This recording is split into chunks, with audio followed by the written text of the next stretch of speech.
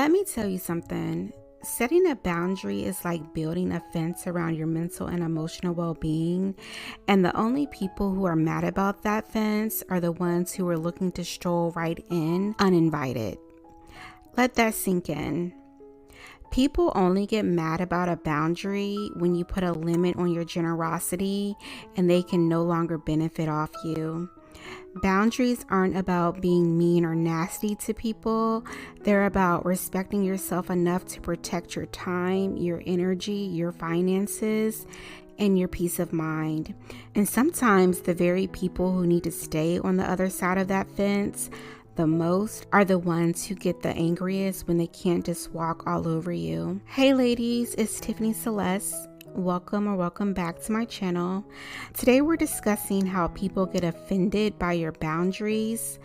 And what's so crazy to me is in my last video titled Black Women Rest and Mind Your Business, people were actually disliking the video and leaving comments being mad that Black women want to actually prioritize themselves and mind their business and practice radical self-care, or they're getting off topic and focusing on the Martin Luther King or Malcolm X reference instead of focusing on the overarching message of the video, which is for Black women to rest and take care of themselves, which proves my point that the minute a Black woman isn't taking care of someone else or being front and center, ready to go into battle, or the workhorse for every cause, it's a problem. Like I said in my last video, Black women are more than what we can do for others. And this is what I'm talking about. The minute you set a boundary, people get offended because they can no longer use you for their gain. Black women are not here just to serve other people's agendas while disregarding our own well-being. I've deleted some of the comments and blocked some of the people because that's not the type of energy that I want to keep on my platform. And if you haven't watched that video yet, I'll link it in the description. People love for Black women to be the face of every struggle instead of trying to live a soft life. People prefer you when you don't have boundaries or overgiving to their agenda. I remember I had this neighbor who befriended me. She was 20 years my senior. And on the surface, she seemed really sweet and attentive. But over time, I started noticing some weird behavior of her consistently trying to enmesh her life with mine. And every time I tried to set a boundary with her, even if it was something simple like, hey, I can't chit chat on the phone because I have a lot on my plate today, she would then find another way to overstep my boundary by texting me all day instead. And on a few occasions, she even showed up at my apartment unannounced. And that right there was a huge problem and a red flag for me. So I had to block all access to me and cut her off effective immediately. There were other weird things she would do, and she also continued to stalk me online for 2 years, but that's a story for another day. Because of her age, I didn't properly vet her, and that was my mistake, and I definitely learned from that experience. You know, I realized that it doesn't matter a person's age or relationship to you. If they cross a line, you have to nip it in the bud immediately and not let someone's poor behavior continue to grow into a habit. I will never again allow someone to get comfortable disrespecting me, my time, or my space. My time, my safety, and my energy are too precious to be dealing with someone's weird behavior. And if you haven't watched my video on vetting people and pre-qualifying people, be sure to check that out so you can avoid my mistake. Maybe you've had a friend or a family member like this too, or maybe not so extreme, but someone who asks for just a little more from you and then gets upset when you don't give it clearly doesn't respect you. You have to remember, when people get offended, show anger, frustration, or weird energy about a boundary, it's a sign that they've been comfortable with walking all over you and taking more than what's reasonable from you. And you have to ask yourself, Am I accommodating them more than I am respecting and honoring myself? I know it can feel intimidating having a conversation about your boundaries and expectations. And it's not easy, especially if you're someone who avoids conflict and confrontation.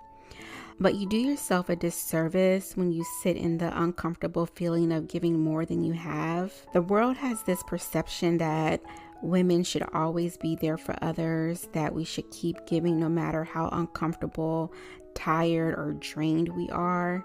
But that's not sustainable, and that's not fair to you. I know how hard it is to step away from that expectation. I've gotten backlash and the guilt trips and the "you used to do this for me," or "why not now?" when I established a boundary. And at first it felt uncomfortable, but I realized that saying no to someone else was saying yes to me. Remember, when you set a boundary and someone pushes back, you don't have to over-explain. You don't need to give a 5-paragraph essay on why you're not available. A simple no, or "I'm not able to do that," or "I have to take care of myself right now" is enough. If they keep pushing, you must stand your ground and say, "I understand this might be hard for you, but this is what's best for me." And if that person can't respect that, well, you've got all the proof you need about whether they value you or just what you can do for them. So let me give you an example of what setting a boundary might look like. Let's say you've got a friend who is always calling with her latest crisis, wanting your time, your energy, your advice, but the consistent trauma dumping is draining you, and you've decided to set a boundary to no longer be her free therapist. So the next time she calls, you might say, "I care about you, but I can't be your only support system, and I suggest you speak with someone who is medically trained to hold space for you during this time, and I need to take some time for myself." And if she gets upset, let her feel that way. You don't have to carry her feelings on your back, because if you don't protect your own mental space, who will? People who care about you will respect your boundaries because they care about your well-being also, and not just about what you can do for them. If they can't handle it, that's their problem, not yours. Setting a boundary doesn't make you mean, selfish, or unkind. It means you're advocating for yourself. It makes you someone who loves herself enough to protect her peace and safety. And every time you set a boundary, you're saying to yourself, "I matter, my peace matters, my time, my energy, my well-being, they all matter." Always stand firm and don't ever waver on your boundaries. Don't let anyone make you feel selfish for choosing you. And if they're offended by your boundaries, that's just a sign that they were too comfortable crossing them. Hold that line. If you need guidance with setting better boundaries with the people in your life, then I strongly recommend you read Set Boundaries, Find Peace by Nedra Tawwab.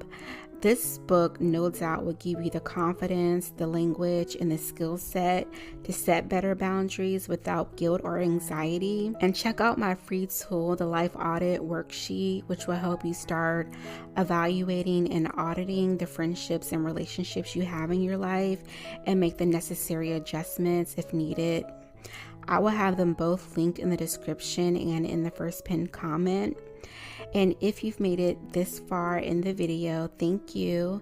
And please be sure to subscribe to this channel, hit the like button. Thank you so much for watching, and I'll see you in the next video.